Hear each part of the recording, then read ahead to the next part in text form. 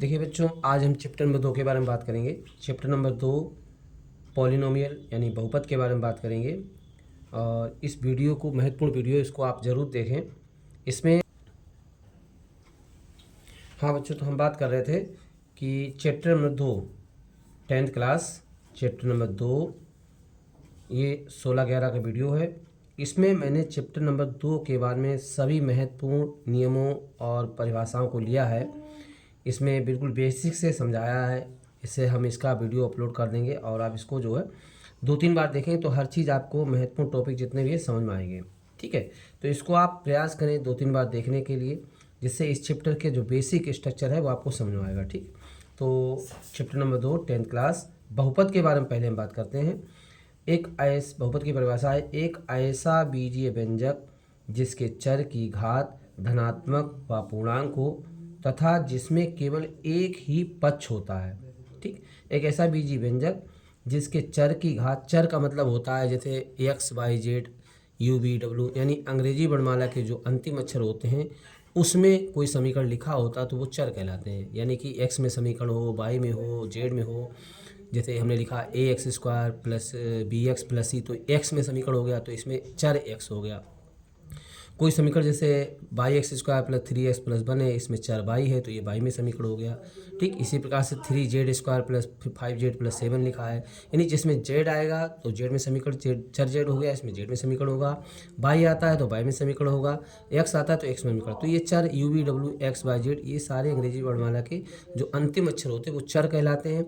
और प्रारंभिक अक्षर जो होते हैं a b c d e f g j, तो ये आपके जो है अक्षर कहलाते हैं। यानी कि प्रारंभिक अक्षरों को अक्षर संख्या में लाते हैं और अंतिम अक्षर जो होते हैं उनको हम चर में लाते हैं। ठीक बच्चों, तो यहाँ पर हम बात कर रहे हैं कि एक ऐसा बीजीय व्यंजक जिसमें चर की घात यानी एक्स वाई जिसमें सब चर हो, तो चर की घात धनात्मक होना चाहिए व पूर्णांक हो। ठीक है, चर की घात धनात्मक तथा पूर्णांक हो तथा इसमें केवल एक ही पक्ष हो। महत्वपूर्ण बात यह है कि इसमें एक ही पक्ष हो।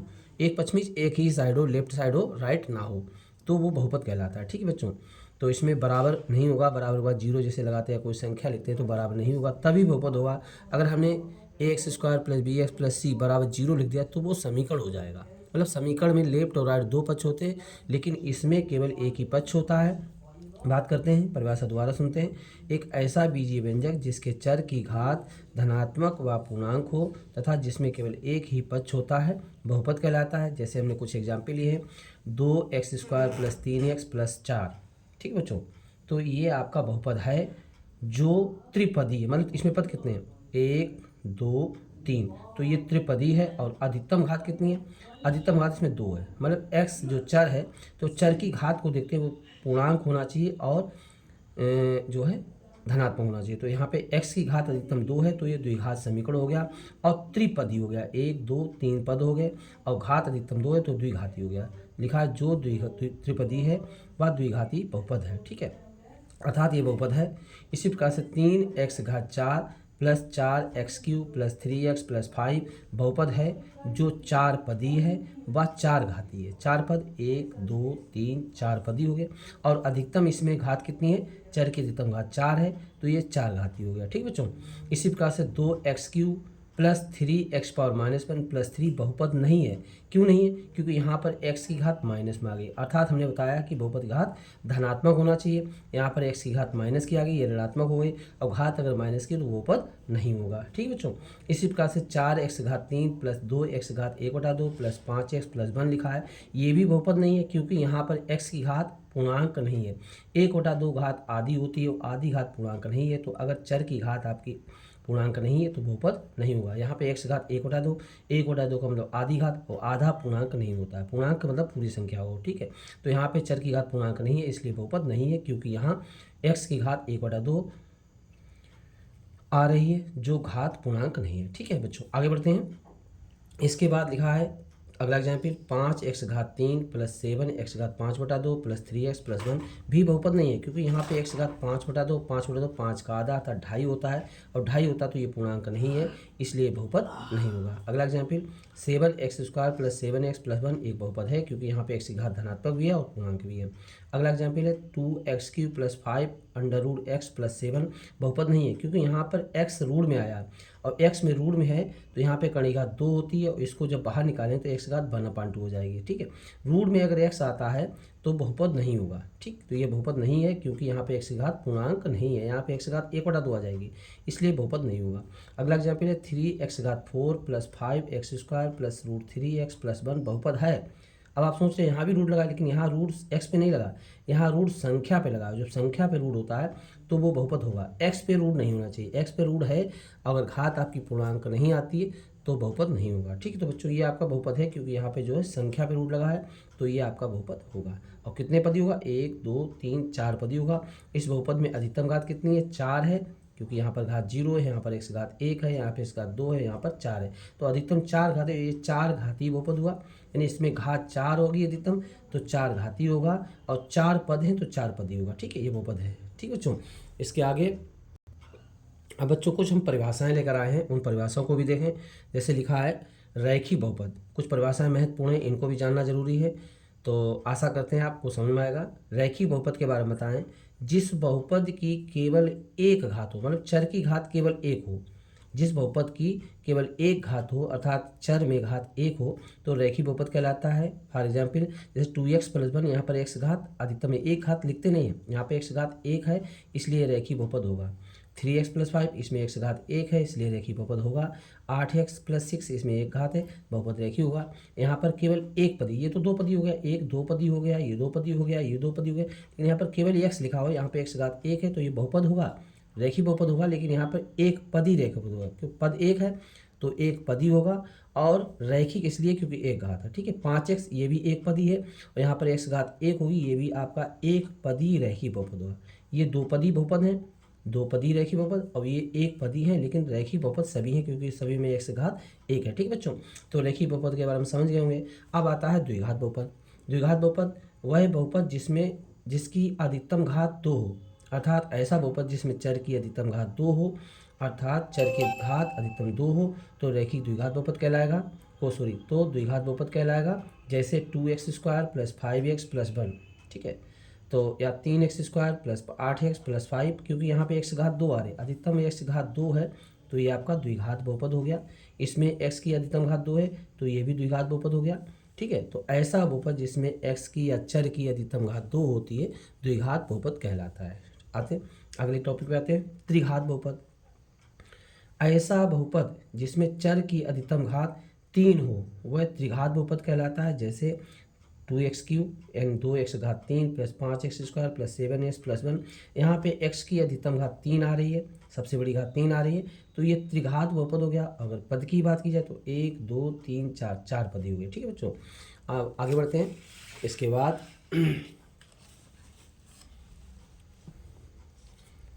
अब पदों के बारे में बात करते हैं बच्चों। तो पदों के बारे में जब बात करते हैं तो आपका देखेंगे, जैसे ये दिया हुआ है एक पदी बहुपद क्या होता है?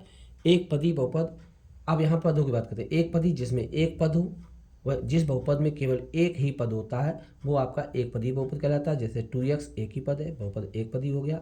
ये 3x है, एक पदी हो गया। 5x है, एक पदी हो गया। x है, एक पदी हो गया। 5 है, 5 भी एक रैखिक बहुपद, 5 ही एक पदी बहुपद हो गया, ये बहुपद है। यहाँ पर x की घात कुछ x नहीं लिखा है, तो यहाँ पे x घात 0 मानेंगे, तो ये अभी आपका एक पदी बहुपद हुआ। यहाँ पर x घात 0 होगी, क्योंकि x घात 0 लिखने से उसका मान 1 आता है, तो 5 एकम 5 हो जाएगा। अभी बताएंगे नीचे। अब द्विपदी बहुपद ऐसा जिसमें केवल दो पद हों। बहुपद ऐसा जिसमें केवल दो ही पद हों, द्विपदी बहुपद कहलाता है। जैसे 2x² प्लस 3x, यहाँ पे एक और दो पद हो गए, तो ये द्विपदी हो गया। अगर हम कहें कितनी घात का है, तो 2 घाती है। द्विपदी और द्विघाती बहुपद हो गया। इसमें 2 पद हैं, ये भी द्विपदी बहुपद हो गया, लेकिन ये रैखिक बहुपद होगा, क्योंकि यहाँ पे x घात 1 है। ठीक, पद की बात करें तो हम पदों को गिनते हैं, घात की बात करें तो घात को गिनते हैं। घात बहुपद में सबसे बड़ी देखते हैं, इस बहुपद में सबसे बड़ी घात कितनी है, तो उतनी घात का बहुपद होगा, और पद हम संख्या गिनते हैं, ठीक है। ये भी आपका द्विपदीय बहुपद हो गया, ये भी द्विपदीय हो गया, ये भी द्विपदीय है, और ये भी द्विपदीय बहुपद है, ठीक है बच्चों। अब त्रिपदीय की बात करते हैं। त्रिपदीय बहुपद जिसमें अधिकतम 3 पद हों वो त्रिपदीय बहुपद कहलाता है। जैसे 3x² 8x + 1, यहाँ पे 3 पद हैं तो त्रिपदीय बहुपद हो गया। ये भी आपका 1 2 3 पद हैं, त्रिपदीय बहुपद हो गया, ठीक है। नोट में कुछ बताते हैं आपको। जैसे लिखा है 5 + 3 + 4 आदि संख्याएं लिखी हों तो यह शून्य घाती तथा एक पदी बहुपद कहलाते हैं। शून्य घाती क्योंकि जैसे 5 लिखा है तो 5 को हम 5 × x⁻0 लिख सकते हैं, और क्योंकि x⁻0 इसका मान 1 होगा, 5 × x⁻0 लिखा है, और x⁻0 का मान 1 होगा, इसलिए 5 × 5 5 ही आ जाएगा। अर्थात 5 को हम शून्य घात का एक पदी बहुपद कह सकते हैं। शून्य घाती व एक पदी बहुपद होगा, ठीक है बच्चों। अब बच्चों आते हैं प्रश्नावली 2A यानी पहली एक्सरसाइज पे, चैप्टर नंबर 2 की पहली एक्सरसाइज 2A। इसमें कुछ क्वेश्चन दिए हैं, ग्राफ से संबंधित कुछ क्वेश्चन है, उनका आप समझें। जैसे एक क्वेश्चन पहला ही है, उसी में कई पार्ट दिए हुए हैं। लिखा है किसी बहुपद में फंक्शन x के लिए y बराबर फंक्शन x के ग्राफ दिए हैं, प्रत्येक ग्राफ में फंक्शन x के शून्यकों की संख्या ज्ञात करो। मतलब फंक्शन x दिया है, अगर फंक्शन x लिखा है तो हम देखेंगे ग्राफ एक्स अक्ष को कितनी जगह काट रहा है। अगर फंक्शन बाई होता, जैसे बाई बराबर फंक्शन एक्स लिखा है, तो हम देखेंगे कि ग्राफ में एक्स अक्ष को ग्राफ कितनी जगह काटता है, उतने ही उसके शून्य होंगे। लेकिन अगर एक्स बराबर फंक्शन बाई लिखा हो तो हम बाई में ग्राफ देखें, बाई में ग्राफ बाई अक्ष को कितनी जगह काटता है, अभी हम बताएंगे। पहले आप क्वेश्चन को समझें।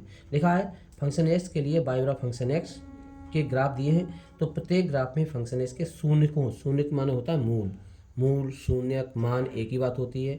तो इसमें शून्यकों की संख्या पूछ रहा है। जैसे ये ग्राफ है, एक्स अक्ष है, वाई अक्ष है, एक्स अक्ष वाई अक्ष आपस में डिवाइड हो रहे हैं एक बिंदु पर, इसको ओ मान सकते हैं आप, ठीक है। अब आपको इसमें ग्राफ क्या है, ग्राफ आपका ये रेखा है। अब ये रेखा जो है इस एक्स अक्ष को एक ही बिंदु पर काट रही है, एक जगह काट रही है। तो लिखा है चूंकि यह ग्राफ एक्स अक्ष को केवल एक बिंदु पर काटता है, इसलिए एक ही शून्यक होगा, ठीक। ये ग्राफ जो है इस एक्स अक्ष को केवल एक जगह काटता है, तो इसका शून्य 1 होगा। इस प्रकार दूसरा क्वेश्चन है, इसमें एक्स अक्ष को ग्राफ कहीं भी नहीं काटता है। ये ग्राफ जो ऐसा आया है, ये वक्र है, ये ग्राफ एक्स अक्ष को कहीं भी नहीं काटता है। इस ग्राफ में वक्र एक्स अक्ष को कहीं नहीं काटता है, इसलिए शून्यकों की संख्या 0 होगी, यानी इसमें कोई शून्य नहीं होगा क्योंकि ग्राफ एक्स अक्ष को कहीं नहीं काट रहा है, ठीक है। तीसरा ग्राफ देखें, थर्ड वाला पूछ रहा है इसमें इस ग्राफ में शून्यकों की संख्या कितनी है। तो चूंकि इसमें ये वक्र जो है एक्स अक्ष को केवल एक बिंदु पर यहाँ काट, ये एक्स अक्ष है आपका, एक्स एक्स डैश एक्स अक्ष है, और ये वाई डैश वाई डैश ये वाई अक्ष है, ठीक है। जो आपका हॉरिजॉन्टल होता है, ये हॉरिजॉन्टल क्षैतिज रेखा होती है, ये आपका एक्स अक्ष होता है, वर्टिकल लाइन होती है वो वाई अक्ष होता है।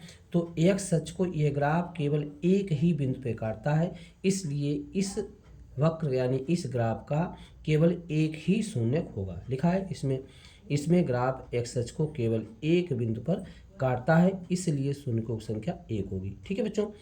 आगे बढ़ते हैं,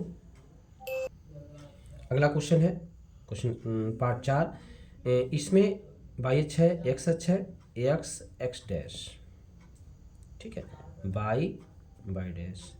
ये ग्राफ जो है एक्स अक्ष को 1 2 3, इस एक्स अक्ष की लाइन को ये ग्राफ आपका 3 बिंदुओं पर काटता है, इसलिए इसमें शून्य कितने होंगे, 3 हो जाएंगे।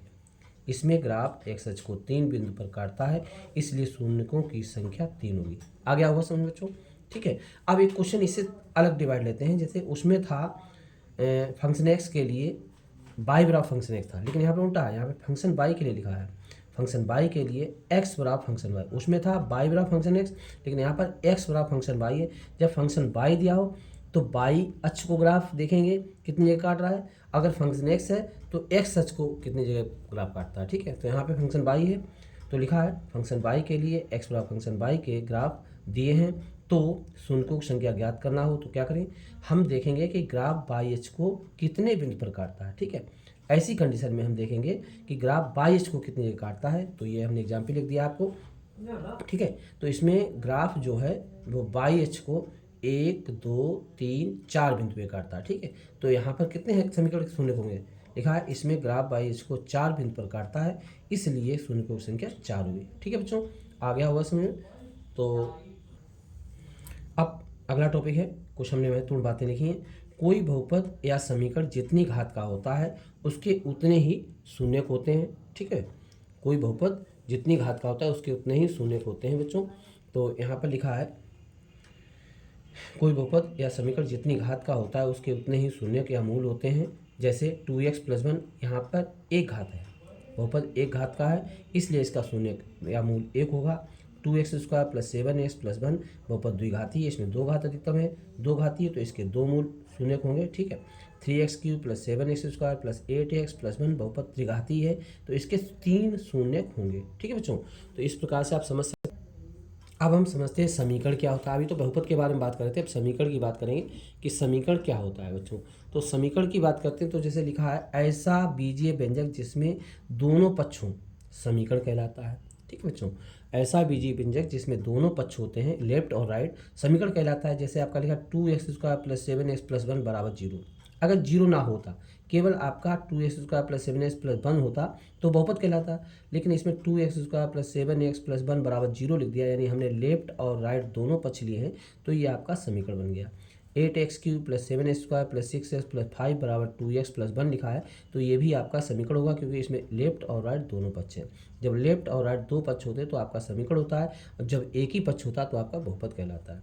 3x² + 8x + 1 = 10 लिखा हुआ तो ये भी आपका समीकरण हो गया। इसके बाद बढ़ते हैं नोट, यदि कोई द्विघात समीकरण ax² + bx + c = 0 के रूप का हो, ठीक है, रूप का हो, तो यदि कोई द्विघात समीकरण, ये तो अपने हेडिंग डाली, यदि कोई द्विघात समीकरण ax² bx + c = 0 के रूप का हो तो क्या करेंगे, यदि कोई द्विघात समीकरण ax² bx + c = 0 के रूप का हो तो समीकरण के दो मूल होंगे, क्योंकि यहाँ द्विघात समीकरण लिखा है, स्क्वायर लगा है, घात दो है तो द्विघात समीकरण तो दो मूल होंगे।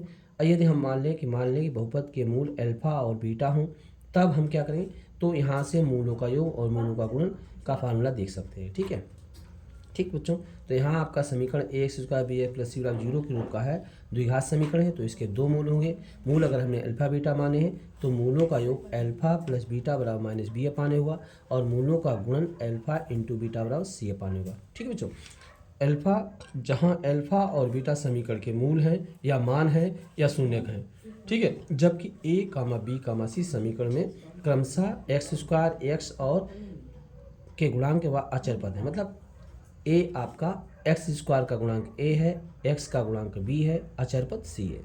x² का गुणांक a, x का गुणांक b, अचर पद c, तो a b c आपके गुणांक हो गए। ठीक बच्चों, आगे बढ़ते हैं।